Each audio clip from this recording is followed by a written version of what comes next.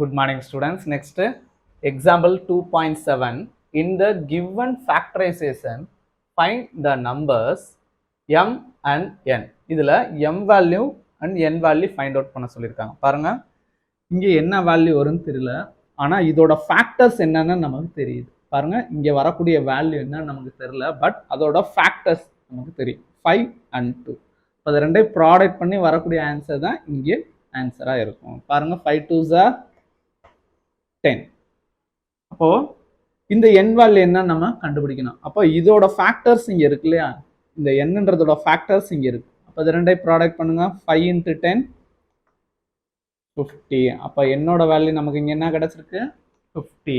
Next, இங்க என்ன value வரும்னு தெரியல, ஆனா இதோட ஃபேக்டர்ஸ் இங்க ரெண்டு இருக்கு. 3 another one 50. ஸோ ரெண்டையும் ப்ராடக்ட் பண்ணுங்க. 3 into 50 150. m value find out பண்ணும். m ஓட ஃபேக்டர்ஸ் ரெண்டு இங்க இருக்கு, 2 and 150. ரெண்டையும் ப்ராடக்ட் பண்ணா 300. அப்போ இந்த given factorization நம்ம ஃபைண்ட் அவுட் பண்ணிருக்க வேல்யூஸ் எடுத்து எழுதிடுவோமா. m and n வேல்யூ தானே கேட்டிருக்காங்க. therefore m equal to 300 and n equal to 50. இதோட சம் கம்ப்ளீட் ஆகும். தேங்க்யூ.